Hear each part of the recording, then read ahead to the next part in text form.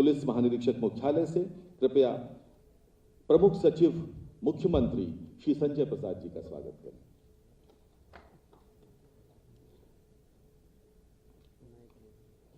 और इसी के साथ ये कड़ी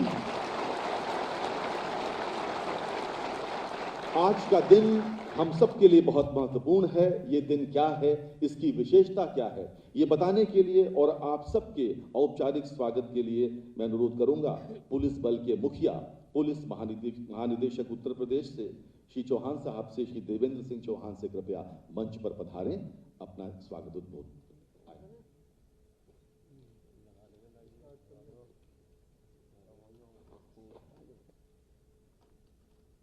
परम आदरणीय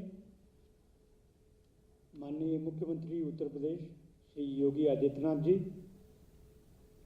मंच पर उपस्थित additional chief secretary home Shri Avanish Kumar Awasthi ji, additional chief secretary सूचना श्री नवनीत सहगल जी, प्रमुख सचिव मुख्यमंत्री श्री संजय प्रसाद जी, आज इस सभागार में उपस्थित मेरे सभी सीनियर आईपीएस कलीग्स, मेरे बहादुर जवान एवं साथियों,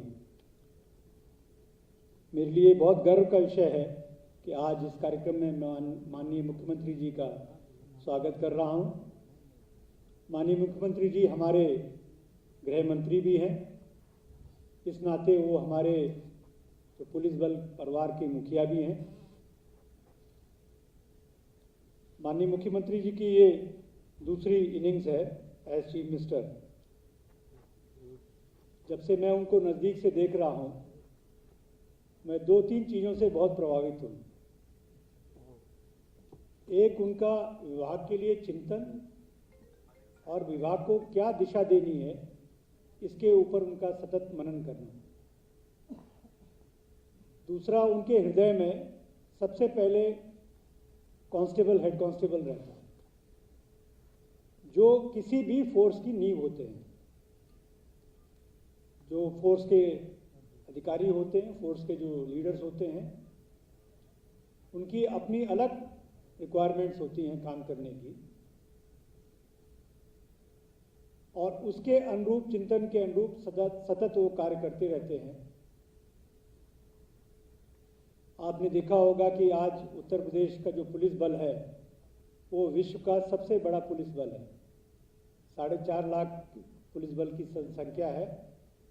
भारत में ही नहीं, विश्व में कहीं भी इतना बड़ा पुलिस बल नहीं है। और जब से आपने मुख्यमंत्री पद संभाला है, इस फोर्स के जनसंख्या में 1.5 लाख की बढ़ोतरी है।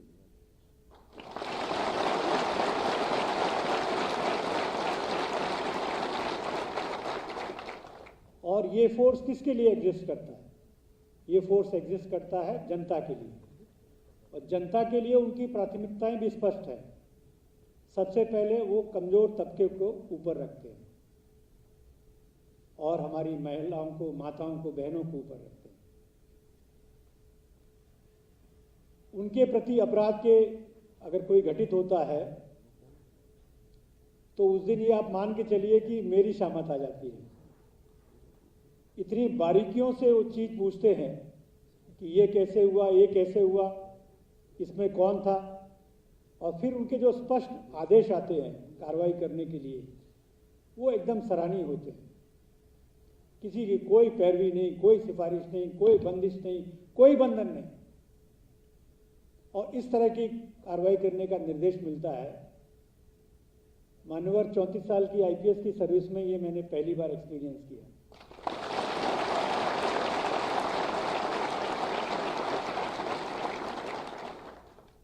उस हिसाब से उत्तर प्रदेश पुलिस के वर्किंग के लिए बहुत आसान इस समय वर्किंग कंडीशंस है। और आज जो ये कार्यक्रम हो रहा है, इसमें हमारा जो फिजिकल इंफ्रास्ट्रक्चर है, उसके लिए एक मील का पत्थर ये साबित होगा। इसमें हमारे टोटल मान्यवर 600 जो है निर्माण कार्य चल रहे हैं, जिसमें करीब अब तक 5,543 करोड़ की जो है धनराशि उत्तर प्रदेश सरकार के द्वारा दी गई। आपकी जो घोषणाएं हैं उसके अनुरूप ये कार्य चल रहे हैं। और डिटेल में पुलिस के मॉडर्नाइजेशन के लिए भी इंफ्रास्ट्रक्चर खड़ा किया जा रहा है, जिसमें 4 हमारे जो FSL हैं उनको भी हमने सॉफ्ट लॉन्चिंग कर दिया है, उस पर काम चल रहा है। इन सब का जो पूरा तात्पर्य है वो अच्छी पुलिसिंग के लिए व्यवस्था उपलब्ध कराना। उत्तर प्रदेश पुलिस ने, मुझे आपको बताते हुए हर्ष और खुशी है कि वर्ष 22 में ही केवल मैं आपको बता रहा हूँ कि योजनाबद्ध तरीके से काम करते हुए न केवल सभी त्योहारों को और जितने कार्यक्रम जहाँ पर ज़्यादा जनता एकत्रित होती है उनको ठीक से संपन्न कराया है। गैंगस्टर और माफिया के खिलाफ एक सतत कार्रवाई चल रही है। पूरे प्रदेश में 2241 अभियोग पंजीकृत किए गए माफिया के खिलाफ एवं 8758 अभियुक्तों के विरुद्ध कार्रवाई की गई है और अब तक 14 अरब 88 करोड़ 53 लाख 60,929 रुपए की जो है उनकी अवैध संपत्ति का जब्तीकरण किया गया है। ये जो पुलिस बल ने कार्रवाइयां की हैं, जनता में इसका जयघोष चल रहा है और इसीलिए जनता ने आपको इतनी मात्रा से वोट दिया, माताओं बहनों ने, कि आपकी आज दूसरी पारी आज प्रारंभ हो रही है।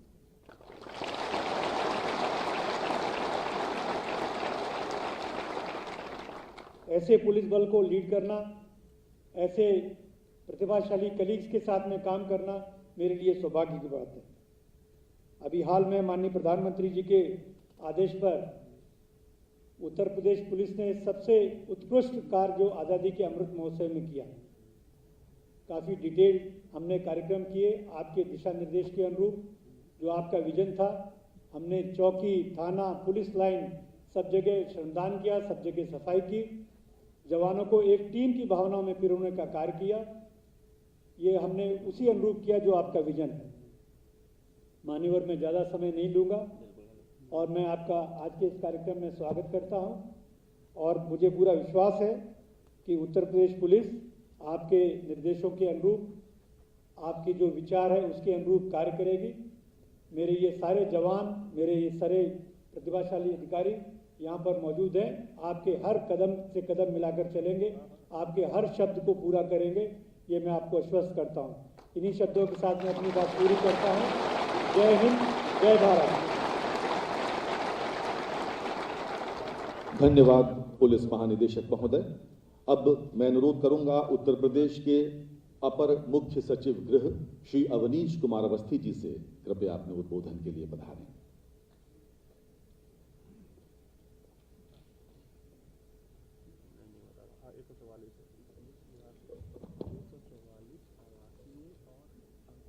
आज इस कार्यक्रम के मुख्य अतिथि हमारे माननीय मुख्यमंत्री जी योगी आदित्यनाथ जी, हमारे अपने गृह मंत्री जी, मैं चाहूंगा सर्वप्रथम कि हमारे बाजुओं के बल, जैसा अभी डीजीपी साहब ने कहा था, एक बार ताली बजाकर जो है सर का स्वागत करने की कृपा करें।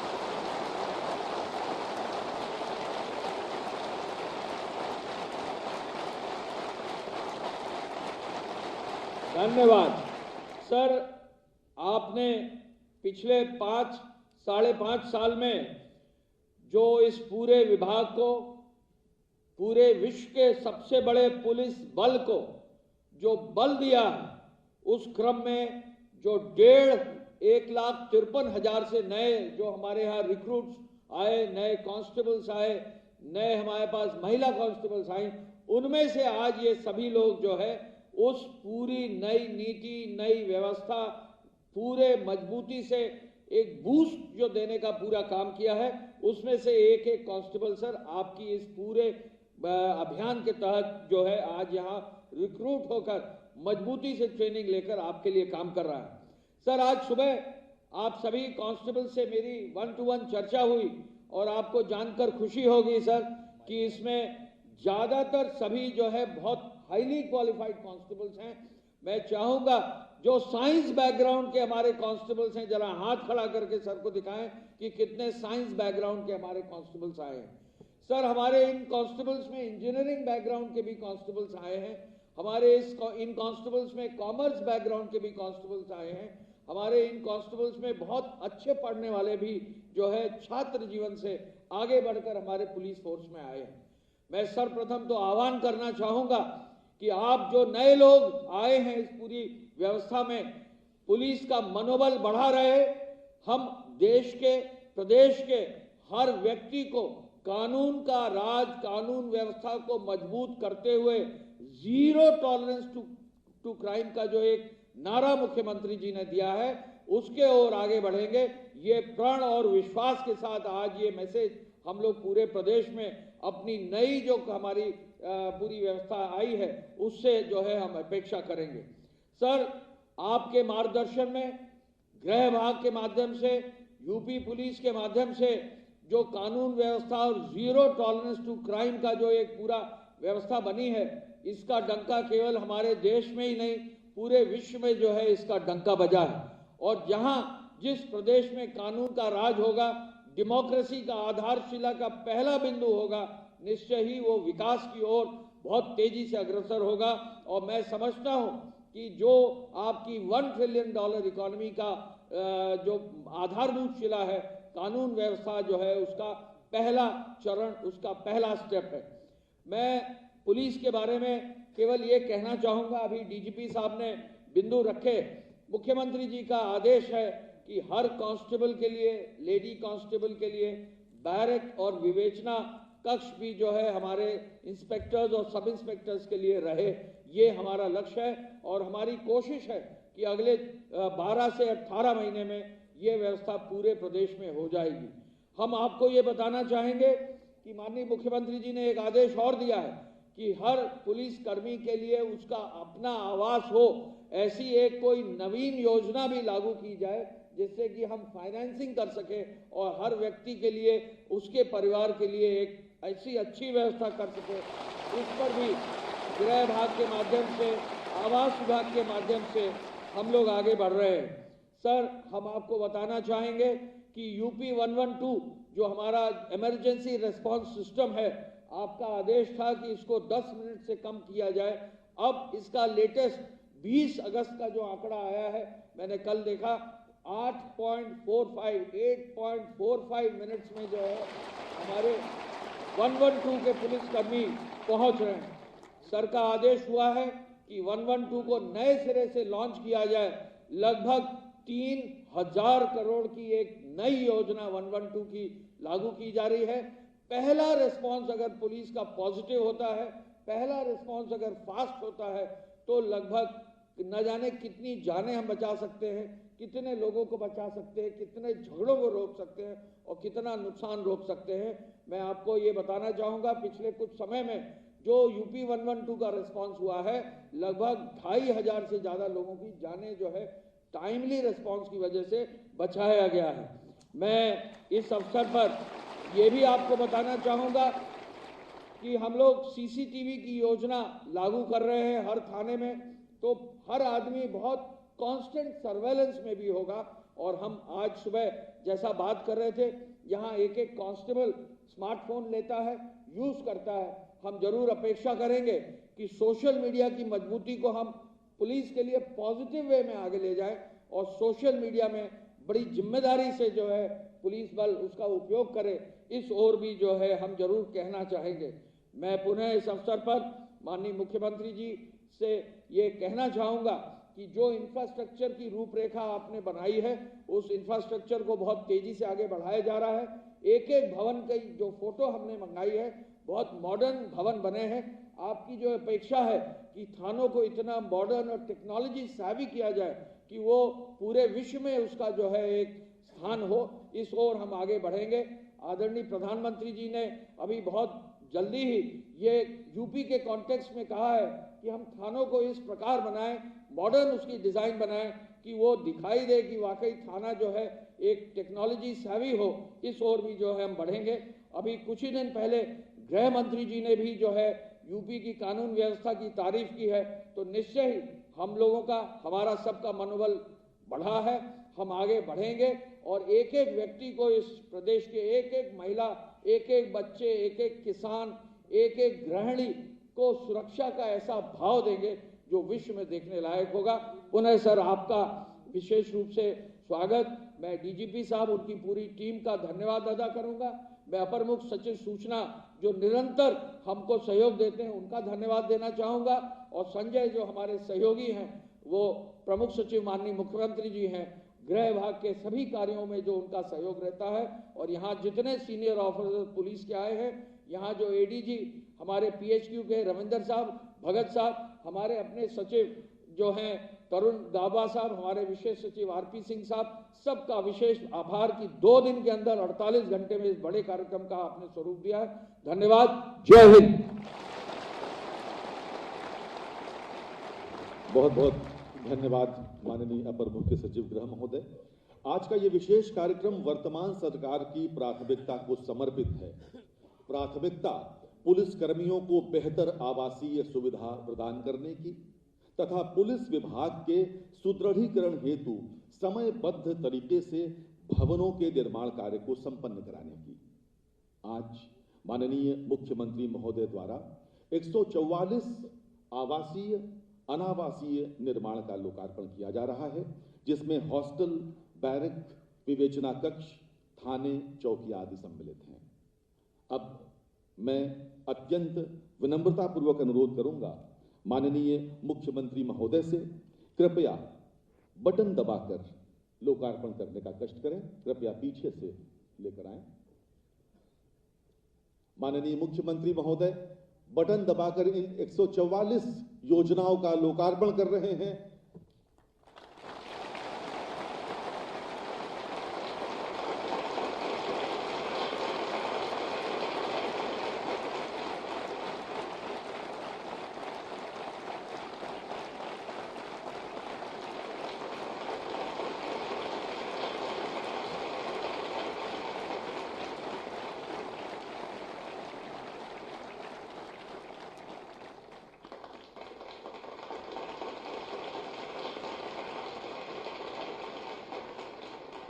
एक 144 योजनाएं हैं मान्यवर, आज जिनका लोकार्पण आपके कर कमलों से हुआ है।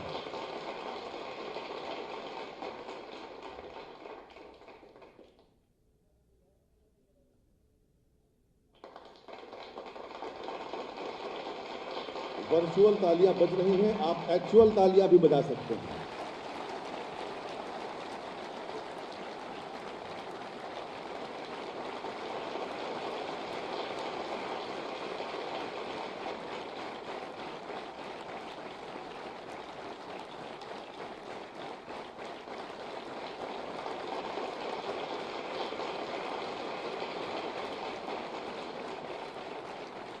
बहुत बहुत धन्यवाद। उत्तर प्रदेश में अपराधों से निपटने के लिए माननीय मुख्यमंत्री महोदय के निर्देशन में बनाई गई रणनीति आज पूरी देश और दुनिया में विख्यात है, और आज का ये आयोजन उनके उसी विजन का हिस्सा है। अब मैं माननीय मुख्यमंत्री महोदय श्री योगी आदित्यनाथ जी को उनके आशीर्वचन के लिए आमंत्रित करता हूं। माननीय मुख्यमंत्री महोदय।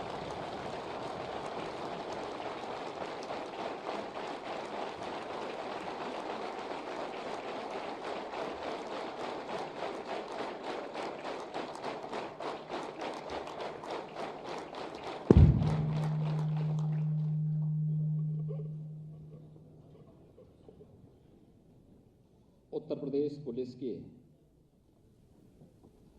बुनियादी सुविधाओं से संबंधित 144 परियोजनाओं की लोकार्पण कार्यक्रम में मंच पर उपस्थित अपर मुख्य सचिव गृह श्री अवनीश कुमार अवस्थी जी, पुलिस महानिदेशक श्री DS चौहान जी, अपर मुख्य सचिव सूचना श्री नवनीत सहगल जी, प्रमुख सचिव मुख्यमंत्री कार्यालय श्री संजय प्रसाद जी, अपर पुलिस महानिदेशक कानून व्यवस्था श्री प्रशांत कुमार जी, पुलिस विभाग के सभी वरिष्ठ अधिकारीगण, हमारे बहादुर जवानों और प्रदेश भर से उन सभी 41 जनपदों से जहां से जुड़ी हुई 144 ये परियोजनाएं आज यहाँ लोकार्पित हुई हैं, उन सभी स्थानों पर भी उपस्थित सभी पुलिस के हमारे अधिकारी और पुलिस विभाग के सभी जवान और उपस्थित भाइयों बहनों, मैं सबसे पहले दुनिया के सबसे बड़े पुलिस बल को रुपये 260 करोड़ रुपए की लागत की 144 परियोजनाओं को लोकार्पित करते हुए अत्यंत आह्लादित हूं। मैं इसके लिए पूरे पुलिस बल को हृदय से बधाई देता हूं।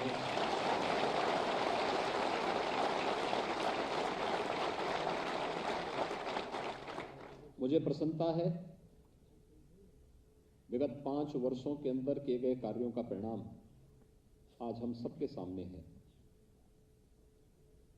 आज से 5 वर्ष पहले उत्तर प्रदेश की छवि एक ऐसे राज्य के रूप में थी जो दुनिया में और देश में बीमारू प्रदेश के रूप में गिना जाता था, जहां पर विकास की कोई सोच नहीं, ये जो धारणा बन चुकी थी उसका कारण था बदतर कानून व्यवस्था। हर दूसरे तीसरे दिन एक बड़े दंगे के कारण प्रदेश के बारे में न केवल लोगों की धारणाएं बहुत अत्यंत खराब थी, बल्कि उत्तर प्रदेश के अंदर कोई भी तबका अपने आप को सुरक्षित महसूस नहीं करता था। क्या उद्योग जगत, क्या व्यापारी, क्या महिलाएं, क्या बेटियां, क्या नौकरी पेशा वाला व्यक्ति, या कोई किसान, या कोई श्रमिक, कोई भी अपने आप को सुरक्षित महसूस नहीं करता था। उस समय हमारे सामने चैलेंज था। मुझे याद है जब मैंने 19 मार्च 2017 को उत्तर प्रदेश के मुख्यमंत्री के रूप में मुझे शपथ ग्रहण करवाया गया। 20 मार्च को मैंने सबसे पहले गृह विभाग का ही निरीक्षण किया था। मुझे वहां दुर्व्यवस्था देखने को मिली थी, फाइलों के ढेर देखने को मिले थे, धूल से सनी हुई इन फाइलों के बीच में कैसे कार्मिक कार्य करते थे, और धूल से सटी हुई फाइलें इस बात की गवाही कर रही थी कि कार्य नहीं हो रहा है। और उस समय प्रदेश की बदतर कानून व्यवस्था के बारे में जब मैंने प्रश्न पूछे थे तो मुझे बहुत सारी चीजें देखने को मिली थी। मैंने लखनऊ पुलिस लाइन का भी दौरा किया था। कई जनपदों की पुलिस लाइन में मैंने वहां पर पुलिस कार्मिकों को मिलने वाली सुविधाओं को भी निरीक्षण किया।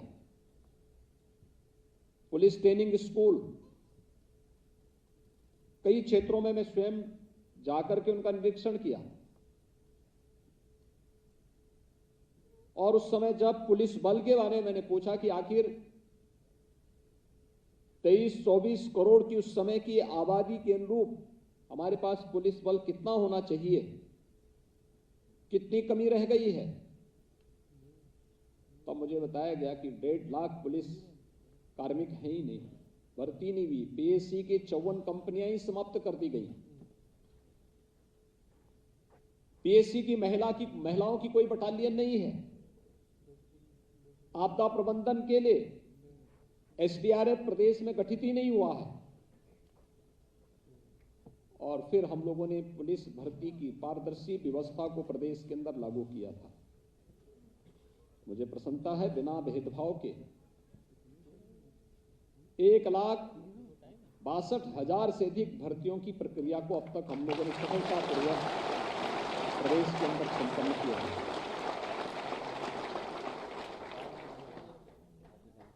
भर्तियां करना ही उचित उसका समाधान नहीं था।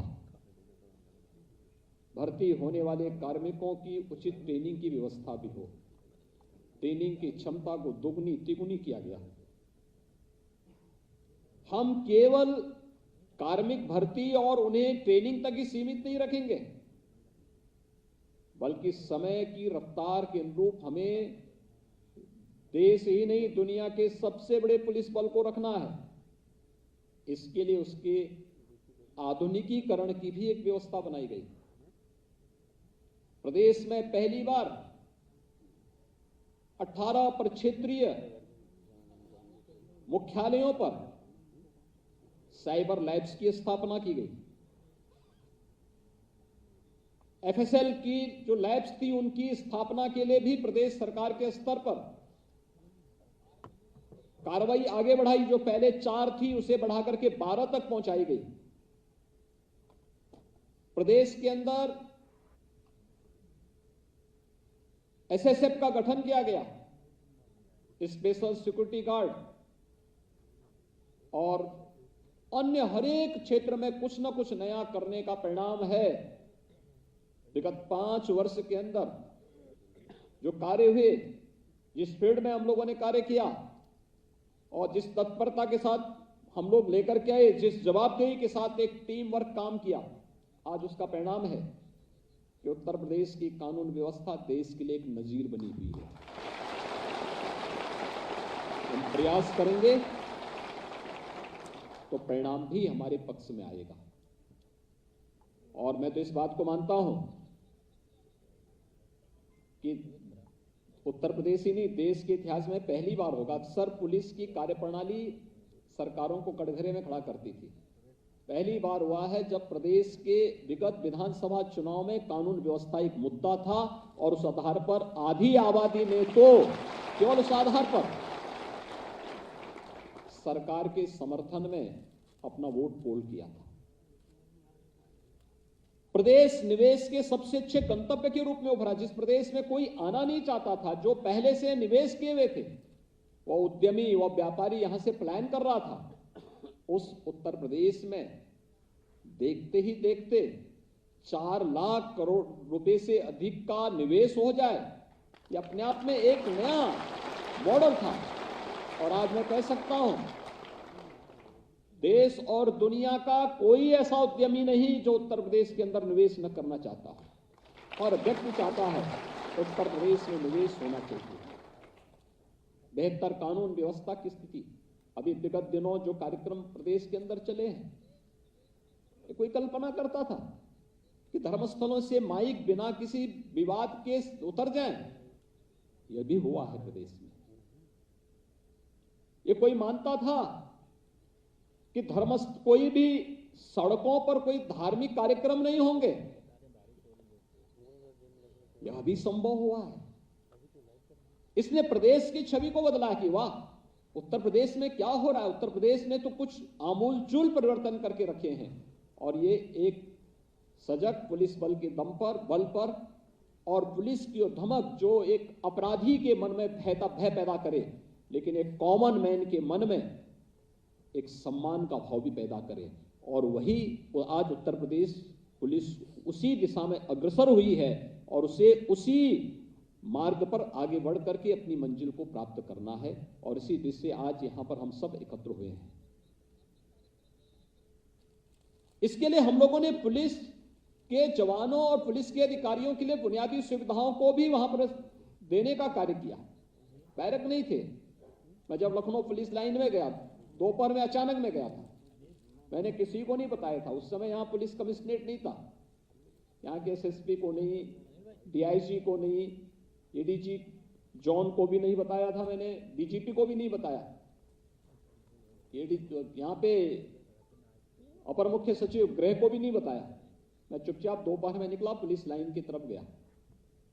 पुलिस लाइन में मैं दोपहर में पहुंचा और जब लखनऊ पुलिस लाइन में मैंने देखा, मैं अचानक गया वहां पर। मैंने पुलिस लाइन में कुछ निरीक्षण करने के बाद में मैंने कहा, बैरक कहाँ है, कहाँ पुलिस कार्मिक रहते हैं?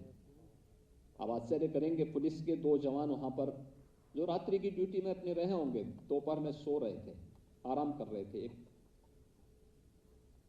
मैं देख रहा था कि ऊपर से पूरी छत टूटी हुई थी, एस्बेस्टस की सीट थी, एस्बेस्टस भी गायब था ऊपर से। और उसके नीचे एक टूटी हुई चारपाई में वो जवान लेटे हुए थे। मैं जैसे वहां अंदर गया तो वो जवान अपना आंख मलते हुए मेरी तरफ देखा। मैंने कहा, नहीं आप सही देख रहे हैं, लेकिन आप यहाँ पे इस ऐसे में कैसे रहते हैं? यहाँ तो सांप होंगे, बिच्छू होंगे, आप लोगों को भय नहीं रहता है? बेचारा संकोच में आ गया। मैंने कहा, नहीं आप आराम करिए, मैं आपको डिस्टर्ब करने के लिए नहीं आया, मैं केवल देखने के लिए आया। और फिर मैं आया, मैंने कहा गृह विभाग की बैठक ली। मैंने कहा आखिर अच्छी बैरक क्यों नहीं बन सकते? कहा पैसा लगेगा। मैंने कहा कितना पैसा लगेगा? एक साथ मैंने उस समय 6,000 करोड़ रुपए की परियोजनाओं को उत्तर प्रदेश पुलिस बल और गृह विभाग के लिए स्वीकृत किए। और हमने कहा देखो, पुलिस की जहां पुलिस लाइन नहीं वहां पुलिस लाइन की स्थापना करो। हर पुलिस लाइन में महिला और पुलिस कार्मिकों के लिए बैरक की स्थापना हो, अच्छी और पर्याप्त जगह उन्हें प्राप्त वहां मिले। हर थाने में भी इस प्रकार की व्यवस्था दी जाए, पुलिस चौकियों में भी सुविधा दी जाए। आधुनिकीकरण के साथ साथ उनकी बुनियादी सुविधाओं की ओर भी हमें ध्यान देना होगा। और उन बुनियादी सुविधाओं को आगे बढ़ाने के क्रम में आज मुझे प्रसन्नता है कि हम लोगों ने विगत 4-5 वर्षों के अंदर जिस कार्यक्रम को आगे बढ़ाया था, उसमें से 144 परियोजनाएं आज पूर्ण हुई हैं, अत्याधुनिक सुविधाओं से युक्त हैं। और उन अत्याधुनिक सुविधाओं से युक्त इन सभी कार्यक्रमों को जब कोई जवान दिन में 8 घंटे 10 घंटे, कभी कभी इमरजेंसी के समय उसे 12-12 घंटे 24-24 घंटे ड्यूटी भी करनी पड़ती है। मैं स्वयं देखता हूं, बहुत बार ऐसी स्थितियां आती हैं। मुझे भी स्वयं बहुत बार मैं देखता हूं, सुबह 6 बजे से मेरी जब दिनचर्या प्रारंभ होती है, रात्रि भर जगना पड़ता है जब कानून व्यवस्था की कोई समस्या पैदा होती है। और रात्रि भर मुझे भी पूरी टीम के साथ जगना पड़ता है, रुकना पड़ता है, देखना पड़ता है, जब तक कि हम सफलता के किसी एक निष्कर्ष पर नहीं पहुंच जाते हैं। तब तक हम लोग प्रदेश की कानून व्यवस्था के साथ किसी भी प्रकार की कोई खिलवाड़ स्वीकार नहीं कर सकते। और उन स्थितियों में मैं देखता हूं जवान या अधिकारी, पुलिस के अधिकारीगण बाहरी क्षेत्रों में उन स्थितियों को संभालने में जब अपनी पूरी ताकत लगाते हैं, हम लोगों को भी रुकना पड़ता है। लेकिन जब वह अपनी ड्यूटी के बाद 8 घंटे 10 घंटे 12 घंटे 15 घंटे या 20 घंटे की ड्यूटी के बाद जब वापस आए और तब भी उसको लेटने के लिए जगह न मिल सके, सुरक्षित स्थान न मिल सके, साफ सुथरी जगह न मिल सके, मेस में भोजन अच्छा न मिल सके, कितने दिन वह काम कर पाएगा? एक चैलेंज था हमारे सामने। और मुझे प्रसन्नता है ये सभी परियोजनाएं एक एक करके अब पूरी होती भी जा रही हैं। और हम बहुत शीघ्र उत्तर प्रदेश के उत्तर पुलिस बल को हम लोग बेहतरीन अत्याधुनिक सुविधाओं से युक्त बैरक और उनके आवासीय सुविधाओं को उपलब्ध कराने में सफल होंगे। और उसी की आज प्रथम चरण यहां पर संपन्न हो रहा है, जिसमें आज 144 परियोजनाओं का लोकार्पण का कार्यक्रम यहां पर संपन्न हुआ है। मैं इसके लिए हृदय से बधाई देता हूं, अपनी शुभकामनाएं देता हूं। उत्तर प्रदेश पुलिस बल से मुझे कुछ मुद्दों पर अभी ये भी बात कहनी है कि हमने उत्तर प्रदेश पुलिस बल को वहां पर पहुंचाया है जहां पर वो देश के लिए रूल ऑफ लॉ की जब बात होती है, आज देश के अंदर हर एक जगह एक नाम गूंजता है यूपी के मॉडल के बारे में। कानून व्यवस्था का यूपी का जो मॉडल है, यूपी ने जो कुछ करके दिखाया है, वह देश के लिए एक उदाहरण बनता जा रहा है। लेकिन अभी भी हमें इस बात को देखना होगा, हमने तकनीक अपनाया है, हमने पुलिस के आधुनिकीकरण पर ध्यान दिया है, लेकिन हमें इस बात को ध्यान रखना होगा, तकनीक आवश्यक है, लेकिन तकनीक की आवश्यकता के साथ ही मानवीय संवेदना हमारी गायब नहीं होनी चाहिए। इतनी निर्भरता हमारी तकनीक पर नहीं होनी चाहिए। हम तकनीक को संचालित करें, प्रदेश की कानून व्यवस्था के लिए महत्वपूर्ण है, लेकिन हम तकनीक में ही कैद होकर के न रह जाएं। इस दृष्टि से आज सबसे बड़ी चुनौती हमारी सामने होगी पुलिस की अपरंपरागत छवि को ब्रिटिश पुलिस से हट करके भारतीय पुलिस के रूप में, यूपी पुलिस के रूप में अपनी एक नई छवि को स्थापित करने के सामने हमें नए प्रयास करने होंगे। और इसके लिए कुछ थोड़े थोड़े प्रयास हम कर लें, बहुत कुछ हो सकता है। सबसे पहला, ये यूनिफॉर्म कि सबसे बड़ी ताकत है आपका अनुशासन, आपकी समयबद्धता। और इस अनुशासन को बनाए रखते हुए अगर हम समयबद्ध तरीके से आगे बढ़ते हैं, कोई कारण नहीं कि आम जन के मन में आपके प्रति श्रद्धा और सम्मान का भाव जागृत न हो। हम इस बात को हमेशा देखते हैं कि हर व्यक्ति पुलिस की शिकायत करता है, तो मैं अक्सर बोलता हूं उनसे कि भाई ठीक है, हम पुलिस को वहां से हटा देते हैं। अरे नहीं साहब, ये नहीं करना है। मैं कहता हूं यार देखो, शिकायत भी आप कर रहे हैं, हटाने के लिए भी मना कर रहे हैं। अरे सुरक्षा तो, फिर वो बोलते हैं कि नहीं सुरक्षा तो वही दे रहे हैं। आखिर कोई कहां कारण है जहां पर अभी भी उस सुरक्षा देने के बावजूद भी व्यक्ति प्रश्न के दायरे में हमें खड़ा करता है? कोई बात तो होगी, कहीं तो कोई कारण होगा, और उन्हीं बातों को चिन्हित करने की आवश्यकता है। आज आपके पास संसाधनों की कमी नहीं है, पुलिस बल की भी कमी नहीं है। मैं देख रहा हूं जिन थानों में पहले 25-30 पुलिस कार्मिक होते थे, आज वहां पे 60, 70, 75 तक पुलिस कार्मिक है। क्षमता लगभग दुगनी हुई है, सुविधाएं बढ़ी हैं, हर प्रकार से शासन ने अपनी सुविधाओं को देना प्रारंभ किया है, कहीं कोई समस्या नहीं है। लेकिन कोई कारण तो होगा जो आज भी हमारी छवि को ब्रिटिश पुलिस से भिन्न नहीं कर पा रही है। देश की आजादी के 75 वर्ष इस देश ने अभी हर्षोल्लास के साथ, उत्साह और उमंग के साथ आदरणीय प्रधानमंत्री जी के मार्गदर्शन और नेतृत्व में पूरे देश ने आजादी का अमृत महोत्सव मनाया है।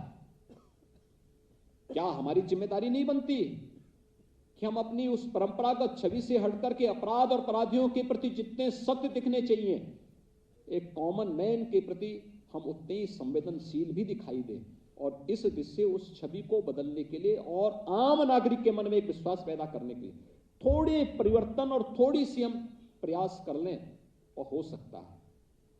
खासतौर पर आपने देखा होगा, एक तो आने वाले किसी व्यक्ति के साथ प्यार से संवाद करना, बातचीत करना।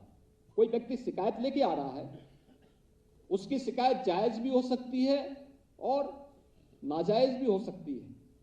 हम उसकी शिकायत को सुने, देखें, और फिर मेरिट के आधार पर उसके निस्तारण की कार्रवाई को समयबद्ध तरीके से कर लें। मेरिट हमेशा हमें ध्यान रखना होगा।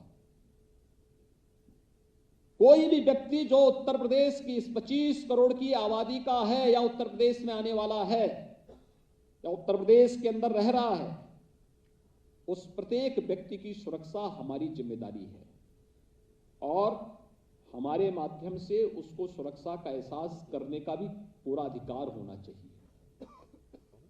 इस दृष्टि से हम सबकी जिम्मेदारी बनती है कि हम उसके साथ पहले बहुत अच्छे व्यवहार से उसके सामने, अपने व्यवहार के माध्यम से उसके मन में एक अच्छी छवि प्रस्तुत करें। फिर मेरिट के आधार पर उस समस्या का निस्तारण करने में अपना योगदान दें। कुछ हम प्रयास करें तो बहुत कुछ परिवर्तित हो सकता है। और खासतौर पर हम देखते हैं अक्सर ट्रैफिक, हमने विगत दिनों कुछ कार्यक्रम चलाए थे कि जितने टैक्सी स्टैंड हैं, जिनको फर्जी तरीके से, कुछ गलत तरीके से तत्व घुस करके कहीं पर भी चौराहे पर अवैध वसूली करने लगते हैं, इन सबको हटाओ, सख्ती से रोको। सख्ती की जानी चाहिए इन पे। अवैध टैक्सी स्टैंड को, बस स्टैंड को, किसी प्रकार के अवैध और अनैतिक गतिविधियों को हम रोक सकते हैं। संवाद बनाना पड़ेगा, प्रशासन के साथ संवाद बनाना पड़ेगा। हमारी कार्य पद्धति किसी भी प्रकार की अवैध और अनैतिक गतिविधि के लिए भय पैदा करने वाला होना चाहिए। फुट पेट्रोलिंग, अब इतने पुलिस कार्मिक आज के दिन पर हैं कि हम फुट पेट्रोलिंग अलग अलग दिशा में, अलग अलग समय में कर सकते हैं।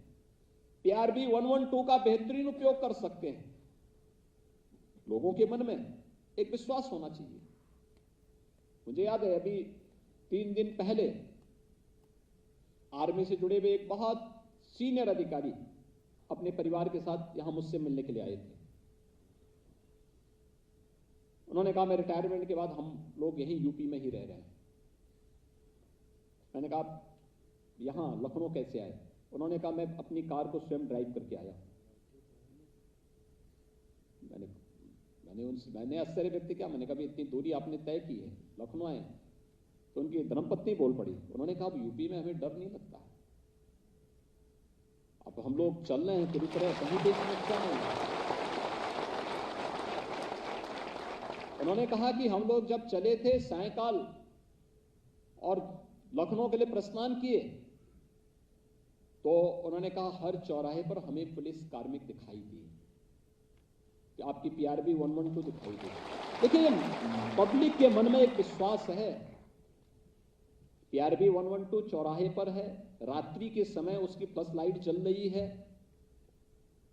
एक कॉमन मैन के लिए वह एक विश्वास है, सुरक्षा का विश्वास। और यही नहीं, एक अपराधी के लिए वह एक भय भी है कि गलत करेगा तो फिर यही बत्ती उसे अंदर भी करवा देगी। एक भय दिखना चाहिए। CBSE बोर्ड की एक बालिका जिसने अभी हाल ही में CBSE बोर्ड की परीक्षा में सेकेंडरी हायर एजुकेशन में उसने टॉप किया है पूरे देश के, ऑल इंडिया टॉपर है वो, यूपी की है, शामली की। वह बेटी मुझे मिलने के लिए आई थी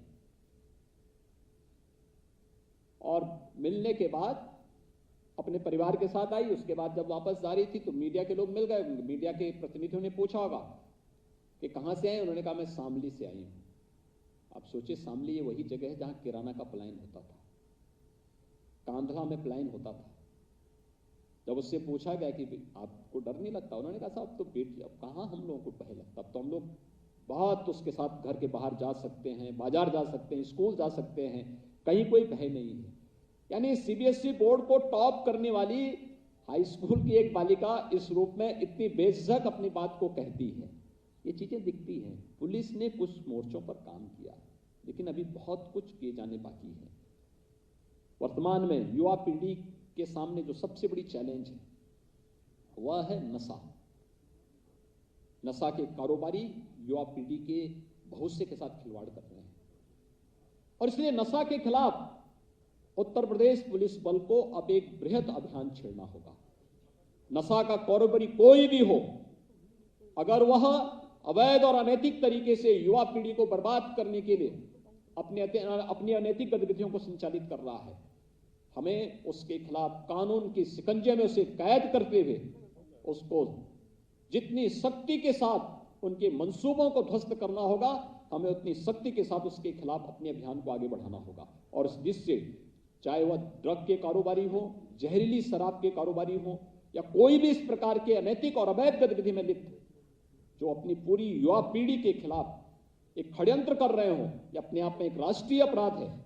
उस अपराध और ऐसे अपराधियों के खिलाफ हमारी एक नई मुहिम प्रारंभ हुई है और इस मुहिम में उत्तर प्रदेश पुलिस बल को पूरी मजबूती के साथ आगे बढ़कर के कार्य करना होगा, क्योंकि यह देश को बचाने की एक मुहिम होगी। आज हमारी सबसे बड़ी ताकत देश के अंदर हमारा यूथ है। सबसे बड़ी आबादी यूपी में निवास करती है और हम गर्व के साथ कहते हैं कि हमारे पास देश का सबसे अच्छा यूथ है, सबसे जुझारू यूथ है। इस युवा पीढ़ी के भविष्य के लिए हमें किसी माफिया और किसी भी ऐसे अपराधी को कोई छूट नहीं देनी चाहिए जो युवा पीढ़ी के भविष्य के साथ खिलवाड़ कर रहा हो। मुझे पूरा विश्वास है कि विगत 5 वर्ष के अंदर जिन कार्यक्रमों को लेकर के यूपी पुलिस बढ़ी है, उन कार्यक्रमों को सफलतापूर्वक आगे बढ़ाने के साथ ही हम प्रदेश के अंदर कानून का राज स्थापित करने के शासन की इस मंशा के अनुरूप अपने कार्य पद्धति को आगे बढ़ाएंगे। पुलिस कार्मिकों को दी जाने वाली इन सुविधाओं को और बेहतरीन करने की दिशा में सरकार पूरी तरह प्रतिबद्ध है। आज एक बार फिर से मैं गृह विभाग को प्राप्त होने वाले जो 144 परियोजनाएं हैं, यानी अभी काफी कम है, अभी तो ये 1/4 है, अभी इससे जो है 2/3 से अधिक 3/4 से अधिक परियोजनाएं ऐसी हैं जिन पर कार्य चल रहा है और हम कार्मिक रूप से उन्हें पूरा करते हुए बेहतरीन सुविधाएं हर एक पुलिस लाइन में, हर एक थाना और पुलिस चौकी में भी उपलब्ध करवाने का कार्य करेंगे। मैं एक बार फिर से इन सभी परियोजनाओं को उत्तर प्रदेश पुलिस बल को हृदय से बधाई देता हूं, अपनी शुभकामनाएं देता हूं। धन्यवाद। जय हिंद। बहुत बहुत धन्यवाद माननीय मुख्यमंत्री महोदय। आपके बहुत बहुत धन्यवाद माननीय मुख्यमंत्री महोदय।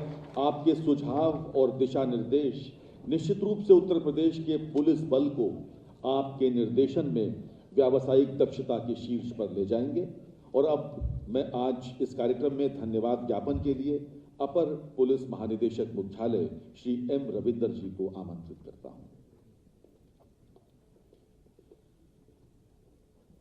परम आदरणीय माननीय मुख्यमंत्री जी, अपर मुख्य सचिव गृह, पुलिस महानिदेशक उत्तर प्रदेश, अपर मुख्य सचिव सूचना, प्रमुख सचिव माननीय मुख्यमंत्री जी, मंचासीन अधिकारीगण, आज इस कार्यक्रम में पधारे एवं वर्चुअली उपस्थित समस्त महानुभाव और वरिष्ठ प्रशासनिक एवं पुलिस अधिकारीगण तथा साथियों, आज हर्ष का विषय है कि माननीय मुख्यमंत्री जी ने हम पुलिस जन के मनोबल को बढ़ाने एवं पुलिस बल की आधारभूत संरचना को सुदृढ़ किए जाने के उद्देश्य से अपना बहुमूल्य समय हमें प्रदान कर आज 144 आवासीय एवं अनावासीय भवनों का अपने कर कमलों से लोकार्पण किया। मैं अपने समस्त पुलिस परिवार की ओर से हृदय से आभारी होकर माननीय मुख्यमंत्री जी को धन्यवाद ज्ञापित करता हूं।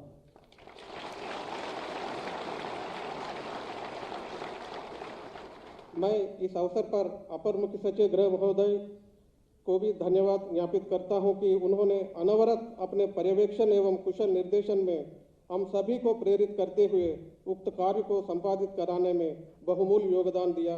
मैं एक बार उन्हें पुनः समस्त पुलिस परिवार की ओर से धन्यवाद ज्ञापित करता हूं।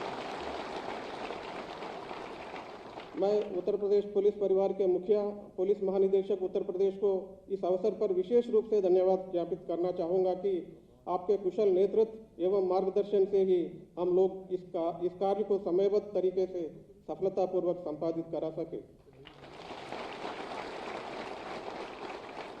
मैं इस अवसर पर अपर मुख्य सचिव सूचना और प्रमुख सचिव माननीय मुख्यमंत्री जी को उनकी गरिमामयी उपस्थिति एवं अमूल्य सहयोग के लिए धन्यवाद ज्ञापित करता हूं।